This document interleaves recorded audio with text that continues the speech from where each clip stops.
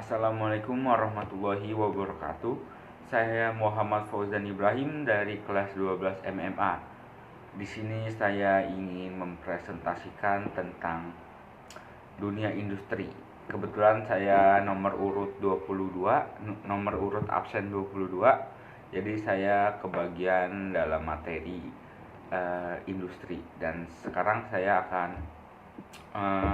mempresentasikan dengan detail dari apa itu industri, kegunaannya, terus ada lagi perkembangannya segala macam. Nanti saya akan mempresentasikan dalam waktu kurang lebih 10 menit seperti apa yang telah Bu Guru berikan waktunya. Dan saya di sini akan memulai presentasinya. Mungkin saya akan mempresentasikan yang bermulai dengan menjelaskan apa yang dimaksud dengan industri itu tersebut. Industri adalah kegiatan ekonomi yang mengolah bahan mentah, bahan baku, barang setengah jadi, atau barang menjadi dengan nilai yang lebih tinggi untuk penggunaannya, termasuk kegiatan rancangan, bangunan, perekayasaan industri. Nah, di sini tuh gambarannya seperti apa ya? Seperti barang yang setengah jadi, barang mentahan, barang-barang yang nanggung gitu loh. Kayak di dunia industri ini dijadikan sebagai barang yang dituntut untuk menjadikan barang itu mempunyai nilai yang lebih tinggi dari sebelumnya. Misalkan mengolah besi jadi sebuah aksesoris atau sebuah benda-benda yang lebih bernilai harganya. Jadi inti dari pengertian industri ini mengubah barang yang belum jadi menjadi barang yang lebih matang lagi, atau bahasa lainnya tuh lebih mempunyai nilai yang tinggi. Jadi untuk penjualannya tuh bisa menjadi lebih tinggi dari barang sebelumnya gitu. Dan perkembangan industri di Indonesia, saya di sini akan menjelaskan bagaimana perkembangan industri yang ada di Indonesia ini. Perkembangan industri di Indonesia termasuk cukup cepat. Sektor industri dapat tumbuh rata-rata mencapai 12,8%. Kecepatan itu logis karena baru dalam taraf awal melalui penanaman modal secara besar-besaran, tetapi kemudian bertumbuh menurun bila mendekati titik kejenuhan, kecuali bila pasarannya dapat dikembangkan terus-menerus. Oleh karena itu, perkembangan sektor industri di Indonesia masih berubah-ubah seiring berjalannya waktu. Jadi itu kayak perkembangan industri di Indonesia ini apa yang telah saya ketahui di internet tuh menggambarkan tuh angka perkembangannya tuh menurun dan meningkat tergantung tergantung titik kejenuhan itu sendiri. Jadi itu kayak nggak bisa diukur dengan apa-apa gitu loh, kayak berjalan gitu aja ya. Mungkin karena memfaktorkan itu masih dalam tahap perkembangan yang lebih matang lagi, dan dunia industri di Indonesia tuh masih sangat labil gitu dalam sektor apapun. Jadi ya semoga di Indonesia bisa lebih berkembang lagi industrinya dan bisa lebih stabil lagi dari sekarang. Macam-macam produk industri. Sekarang saya akan menjelaskan dengan terperinci, singkat, padat, dan jelas dengan macam-macam produksi industri tersebut. Di sini saya mendapatkan produksi industri sendiri terbagi menjadi dua, yaitu industri manufaktur dan industri jasa. Industri manufaktur atau barang industri ini merupakan industri yang mengolah bahan mentah menjadi bahan matang sehingga dapat digunakan oleh para konsumen dan masyarakat umum. Industri jenis ini biasanya melakukan aktivitas dalam suatu pabrik. Contohnya industri makanan, industri otomotif, industri pesawat, pabrik mebel, dan sebagainya. Dan industri jasa atau pelayanan. Industri jasa adalah industri yang bergerak dalam bidang pelayanan atau jasa, baik untuk melayani maupun menunjang aktivitas industri yang lainnya, serta dapat juga memberi pelayanan langsung terhadap masyarakat. Industri jenis ini biasanya melakukan aktivitas di dalam suatu gedung perkantoran, contohnya hasil produksi dalam bentuk jasa seperti misalnya perbankan, asuransi, transportasi, jasa pengiriman barang atau sebagainya. Di sini sudah saya searching sebelum presentasi ini, sudah saya searching, dan menurut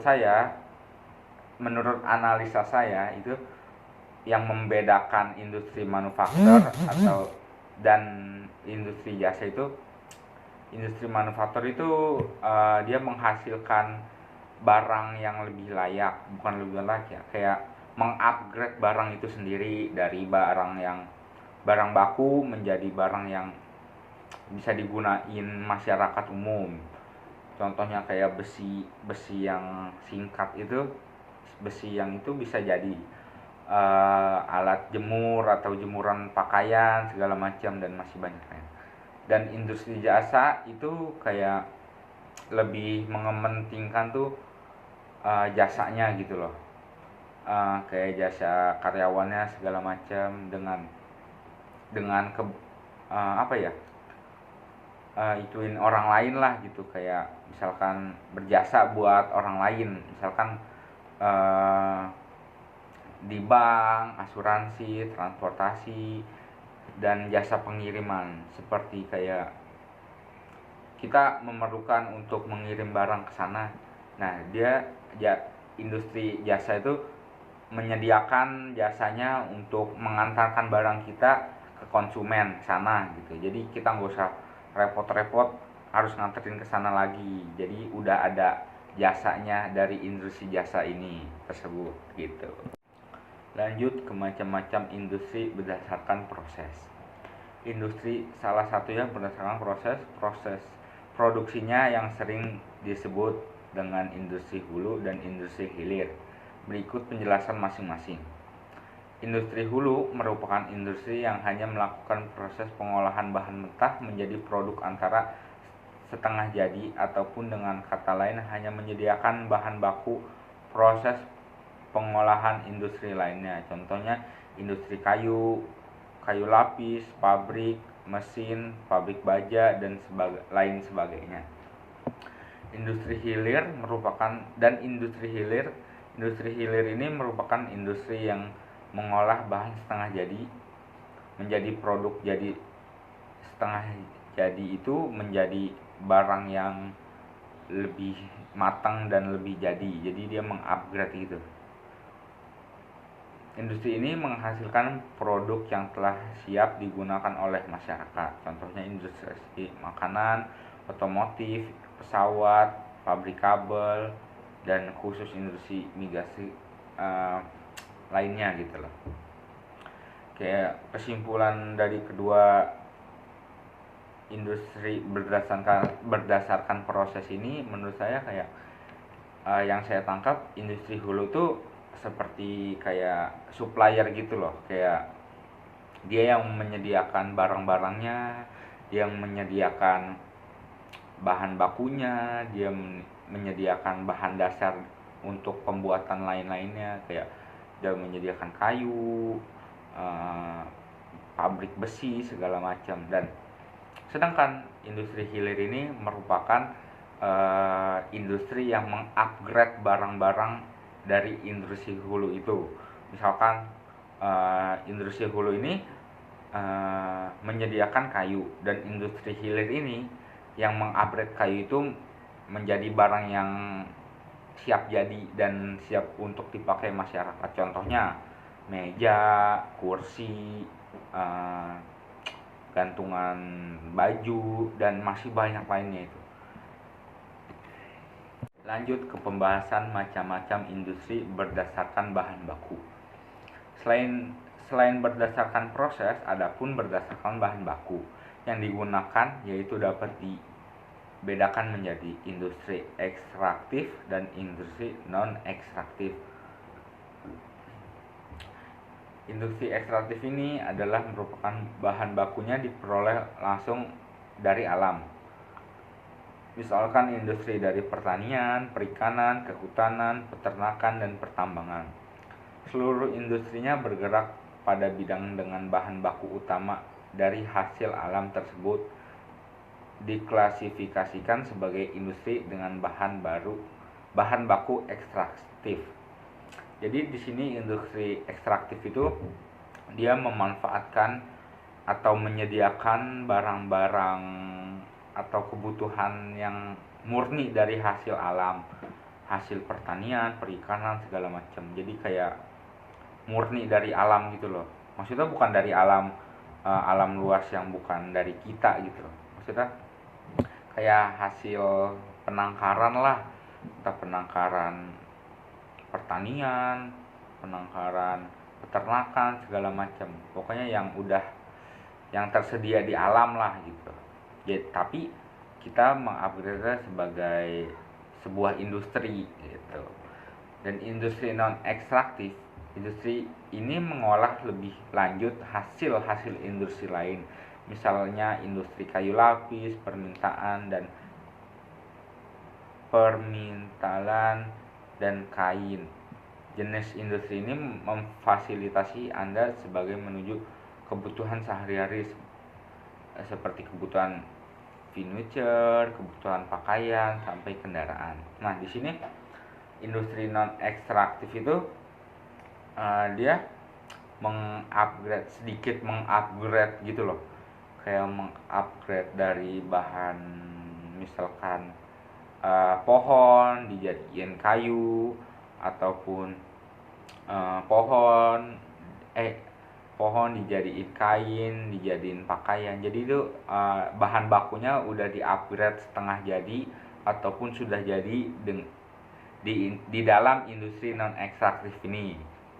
Jadi itu perbedaan industri ekstraktif dan non ekstraktif itu adalah yang satu, yaitu industri ekstraktif itu menyediakan bahan-bahan baku dari alam, murni dari alam, dan industri non ekstraktif itu menyediakan dan mengolah bahan hasil industri lain. Jadi kayak dari industri ekstraktif dikirim ke industri non ekstraktif untuk dijadikan barang-barang yang lebih mempunyai nilai lagi gitu.